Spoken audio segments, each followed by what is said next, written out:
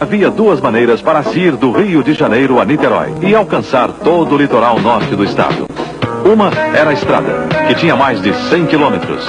A outra, as barcas, que atravessavam lentamente a Baía de Guanabara.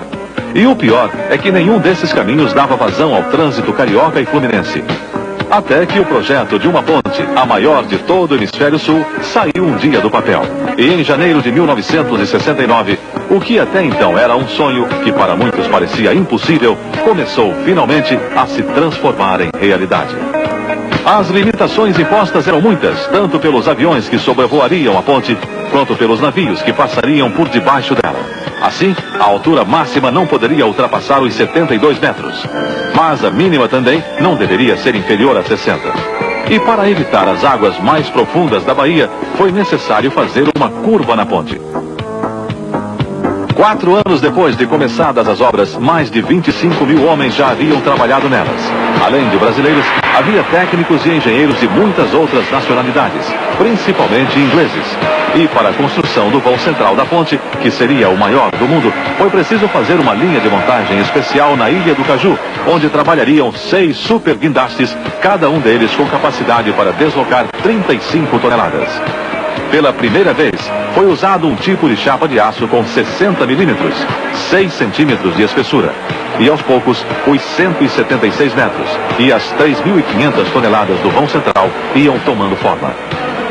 Para ser levada ao lugar onde ficaria encaixada, a imensa estrutura foi levantada por 2 outros guindastes especiais.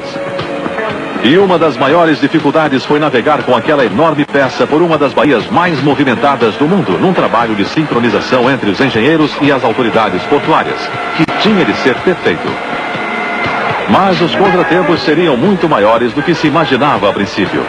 Uma tempestade vinda do oceano, junto com fortes ventos, quase transforma o vão em um gigantesco bate-estacas, ameaçando destruir todo o resto da obra que já estava pronto.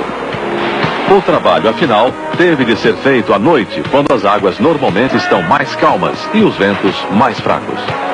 Outra dificuldade: toda a estrutura tinha de ser observada 24 horas por dia, para que fossem feitas as alterações necessárias causadas pelas mudanças de temperatura. O começo da operação de subida do vão central foi todo controlado por um imenso painel. Cada peça levou 4 dias para ser erguida e depois soldada. E com os navios passando por debaixo da ponte e os aviões por cima, o vão foi finalmente erguido lentamente do mar. No final de dezembro de 73, as operações terminaram. A ponte estava, enfim, com sua estrutura completamente pronta. O processo de acabamento foi acelerado. E em pouco tempo, as pistas estavam limpas, asfaltadas e as luzes eram colocadas. 4 de março de 1974. A ponte Rio-Niterói, chamada oficialmente de Ponte Presidente Costa e Silva, é inaugurada pelo presidente Gastas Médici e pelo ministro dos Transportes da época, Mário Andreasa. Às 6 da manhã do dia seguinte, os pedágios foram abertos. E nas primeiras 24 horas de funcionamento, 37 mil veículos já haviam ultrapassado aqueles 13 quilômetros feitos de aço, cimento, asfalto e do trabalho incrível de milhares de homens